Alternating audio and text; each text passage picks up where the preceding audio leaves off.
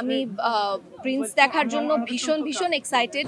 প্রিন্সের teaser দেখেছি এবং আমার কাছে ভীষণ ভালো লেগেছে। অবশ্যই ওভারঅল উপন্যাসটা প্রায় 10-15 বারের উপর পড়া হয়েছে, তারপর ক্যারেক্টার উপর ফোকাস পড়া হয়েছে। ছিল যে আসলে হুমায়ূন আহমেদ স্যারের ভক্তরা অবশ্যই চিত্রা চরিত্রটাকে একরকমভাবে ইমাজিন করেছে।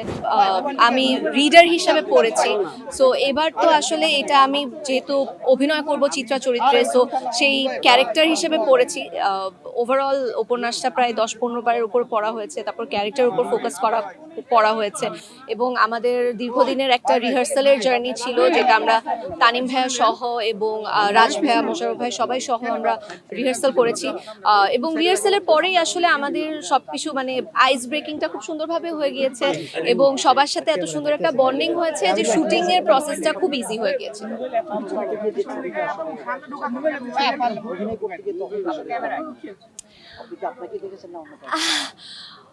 আসলে যখন পড়েছি আরো অনেক আগে, তখন তো এক ধরনের একটা ছবি ভেসে উঠেছিল, তো সেইটার নিয়ে আমার একটা নার্ভাসনেস ছিল যে আসলে হুমায়ূন আহমেদ স্যারের ভক্তরা অবশ্যই চিত্রা চরিত্রটাকে একরকমভাবে ইমাজিন করেছে। সেটার সাথে আমি আসলে ক্যারেক্টারটাকে কতটুকু জাস্টিস বা দিতে পারবো সেটার একটা নার্ভাসনেস ছিল। তবে আমি আমার সাইড থেকে আমার 100% এফর্ট দিয়েছি এবং সেই সাথে আমার টিমের যারা ছিল, আমাদের মেকআপের সেতু আপু, কস্টিউমের তানিয়া আপু, আমাদের প্রোডাকশন ডিজাইন আর যিনি করেছেন রাজিম ভাই, আমাদের ডিওপি পলাশ ভাই এবং অবশ্যই আমাদের রাইটার স্বাধীন এবং সামিউল, অ্যান্ড লাস্টলি তানিম ভাইয়ের পুরো টিম ওয়ার্কের এফর্টের কারণে আমার কাছে মনে হয়েছে যে আমার এই এফর্টটা দর্শক হয়তো খুব সুন্দরভাবে গ্রহণ করবে। আমি আসলে মানে অবভিয়াসলি আমি ভীষণ গ্রেটফুল এবং আমি এটাকে ব্লেসিং হিসেবে মনে করি যে সবার এত এক্সপেকটেশন আছে আমার উপর, তবে সেই সাথে এটাকে আমি একটা রেসপন্সিবিলিটি হিসেবেও দেখি।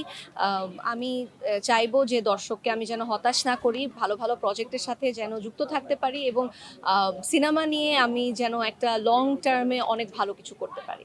অবশ্যই অবশ্যই আমি অবশ্যই ঈদের দিন আমার অডিয়েন্সের সাথে, আমার পরিবারের সাথে, আমার বন্ধু বান্ধবদের সাথে চেষ্টা করব ফার্স্ট ডে ফার্স্ট শোটা দেখার।